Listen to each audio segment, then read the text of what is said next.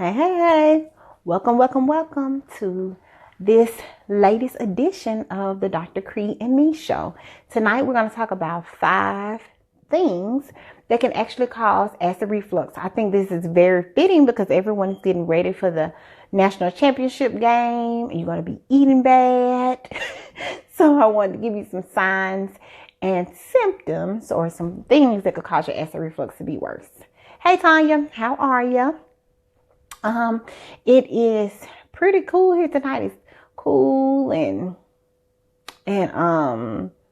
damp and dreary looking here in Birmingham. So when you get here, say hey in the comments and also let us know where you are watching from. Hey Aubrey, how you doing? Hope you're feeling good. We'll get started in about 3 minutes. We're starting a little bit earlier tonight because the championship game starts tonight. So I wanted to make sure that I came on so that I wouldn't be like the other night when I was trying to give you guys the play-by-play with the game. So tonight we're going to talk about 5 things that could give you acid reflux and actually can cause your reflux or indigestion to be worse. And we're going to get started in about 3 more minutes and we'll go from there. So make sure you say hey in the comments and also tell us where you're tuning in from. We have people that listen from all over, from Michigan to Maryland, here in Alabama, where I am, Georgia. So we have people from North Carolina.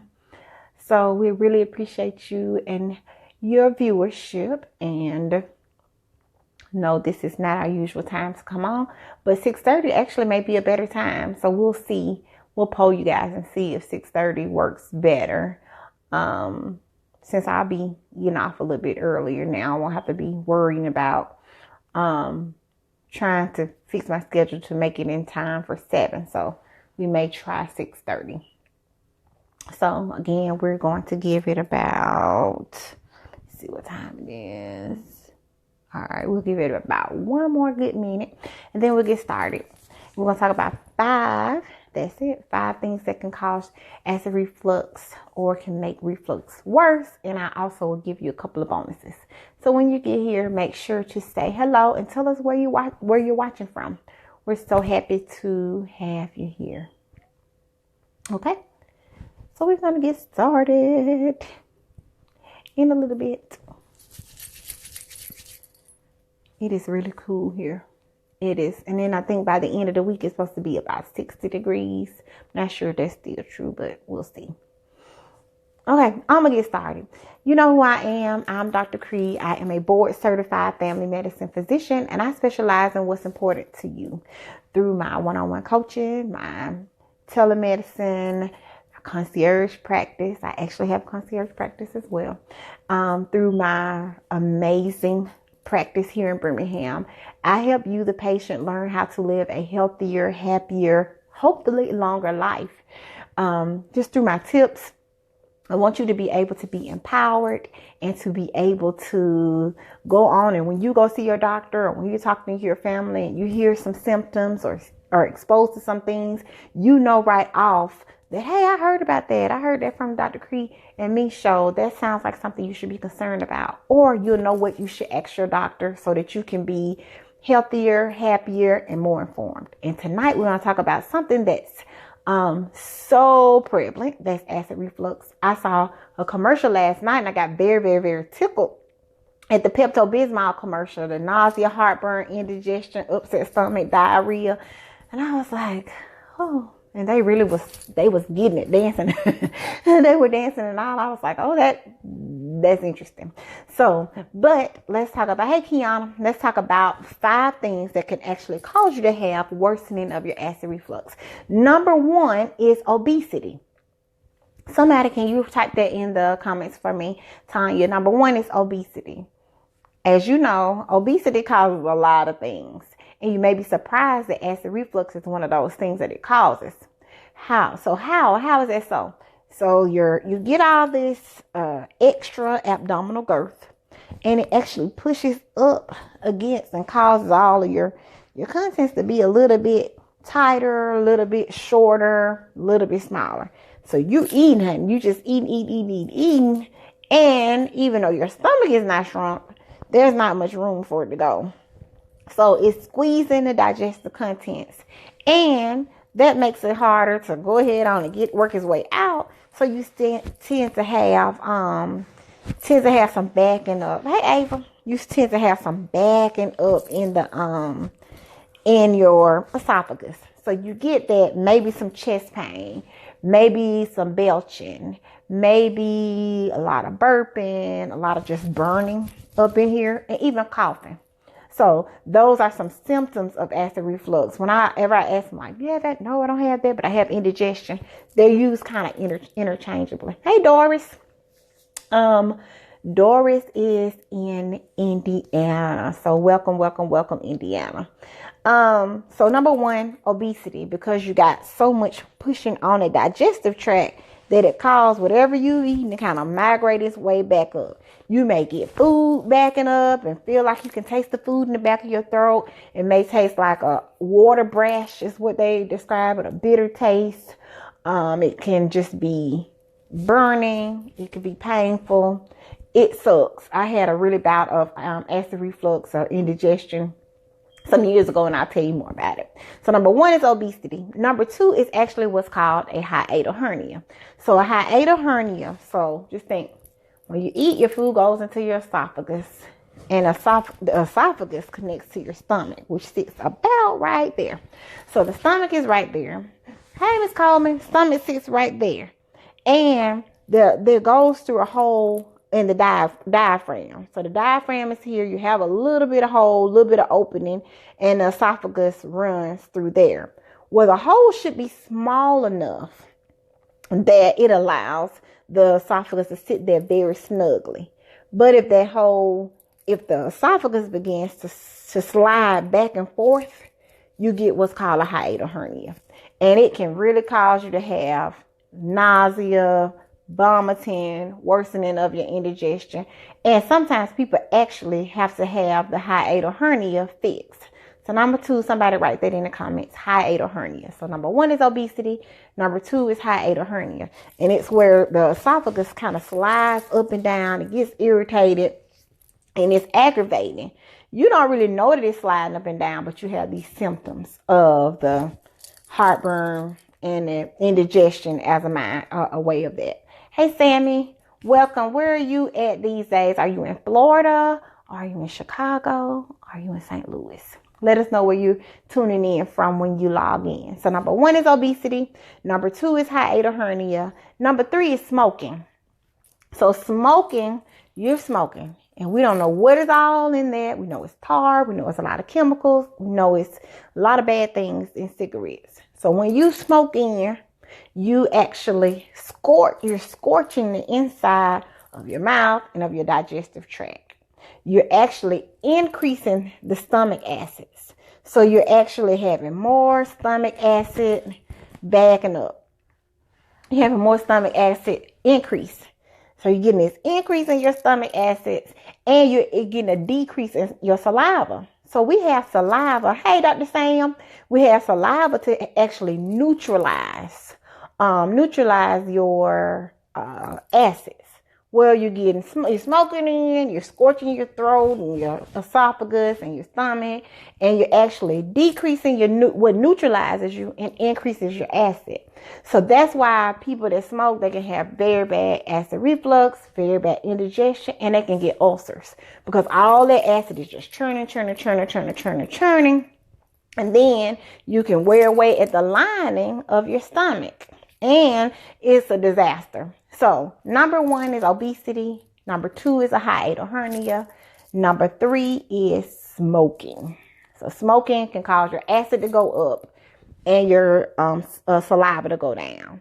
Dr. Sam is joining us from Michigan. Welcome. I told you we got people watching from all over. So number one, obesity. Number two, hiatal hernia. Number three, smoking.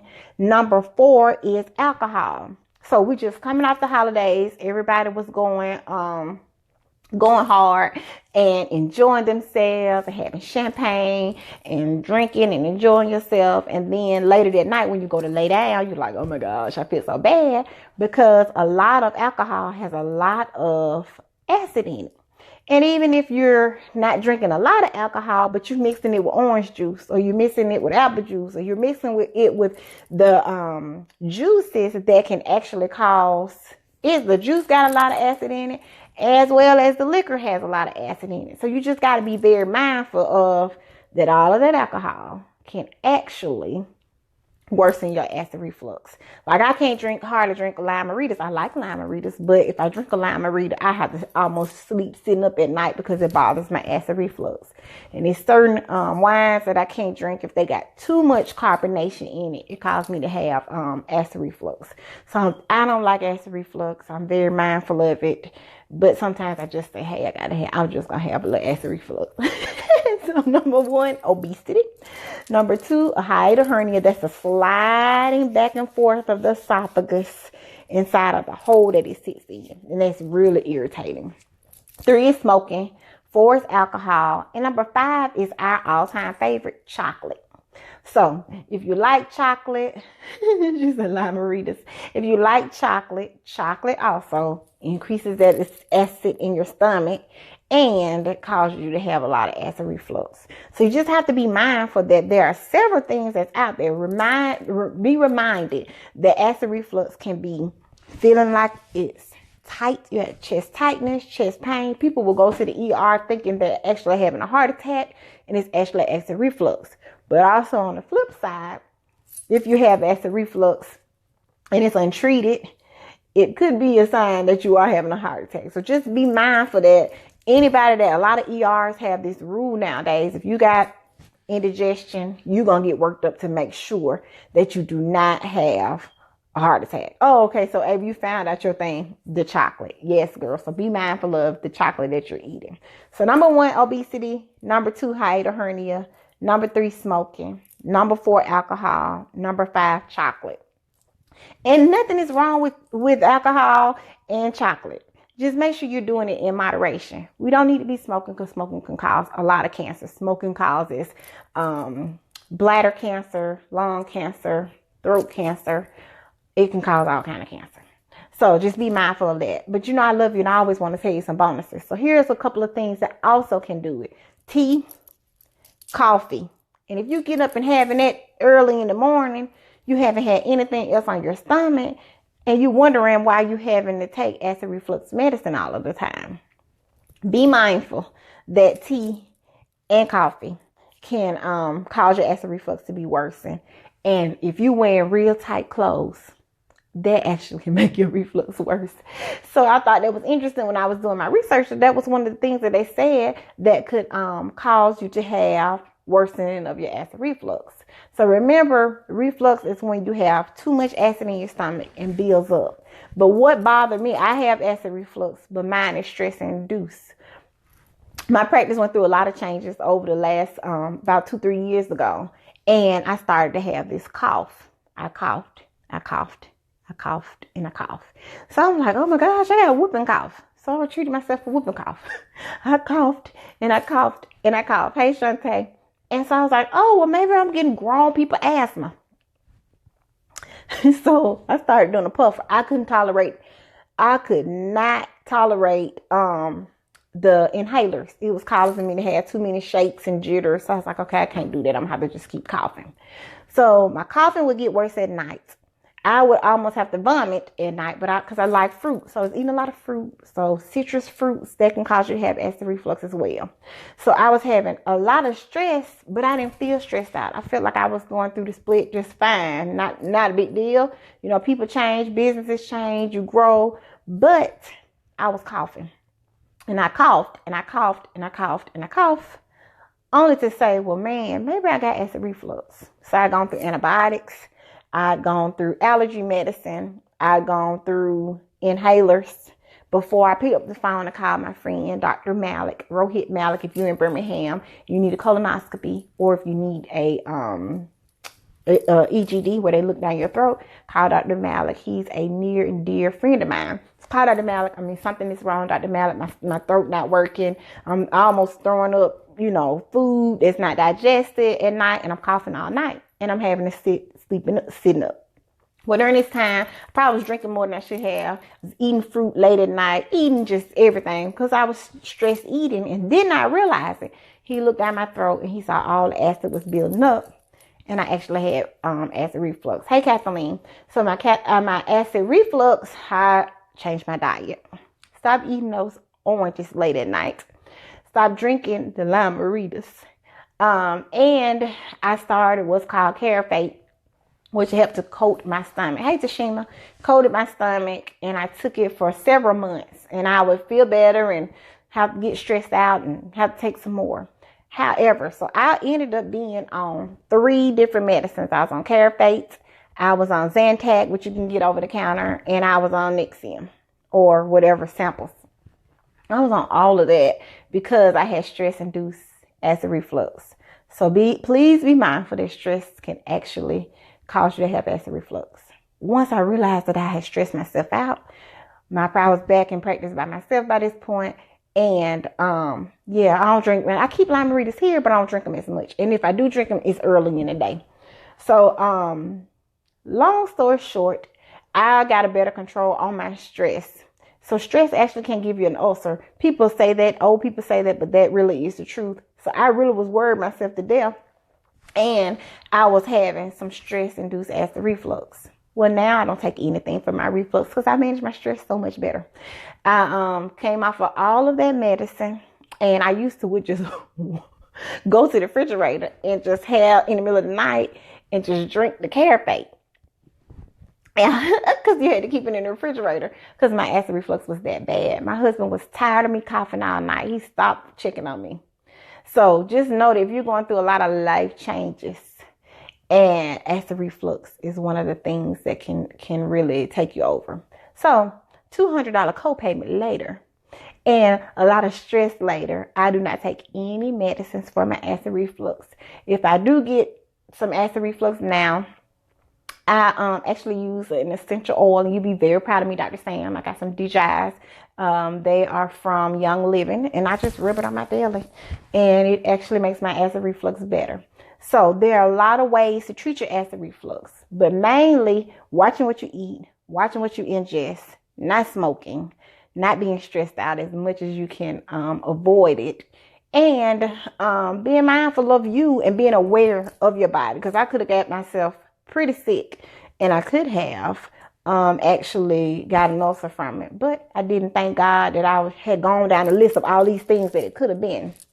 So now I don't really worry about my reflux as much, but I do keep a graduated pillow in my room just in case, and I sleep sitting up sometimes if I have too much fun. But I'm mindful of my fun now. So just be mindful of your chocolate, of your alcohol, and of your stress. And if you get too much of those, be mindful that yes, there are medications out there. You can take Zantac over the counter. You can take Prilosec is over the counter now. But be mindful, there is a black box warning now on Prilosec, on Nexium, on Protonix, that it can actually cause some kidney failure. Now, these studies are just newly coming out. I know you've seen the commercials. Just make sure that your doctor is checking your kidney function if you've been on these medicines for a while. If you have been on them for a while, also consider doing a trial off of them and saying, I don't need all of the Nexium right now. I'll just try some Zantac, because the Nexium, having so much Nexium, it keeps your proton pumps from working. So be mindful that you need some acid. We do need some acid. We just don't need a whole lot of it. So do you have any questions? I hope that really helped you guys tonight. Thank you for this and this awareness. Sure. Cool, Tashima. Hey, Montez, thanks for coming and joining in. Thanks, everybody, for joining in. Put in here where you're from, because I like to see where all people are listening. I know we got Michigan, we got Indiana, we got North Carolina, we got Alabama. We have people from all over enjoying all of this. So I got you off 10 minutes to spare for the championship game. But you know who I am. I'm Dr. Kre. I'm a board certified family medicine physician, and I specialize in what's important to you through my tips and my one-on-one coaching, my telemedicine, and my concierge practice. I help you be an amazing patient. I want you to be well informed, making sure that you're aware of your body, full awareness of your body, and know that you control you. You don't have to be on a whole bunch of medicines, but if you have to be, you need to be on medicine, take it. Take it.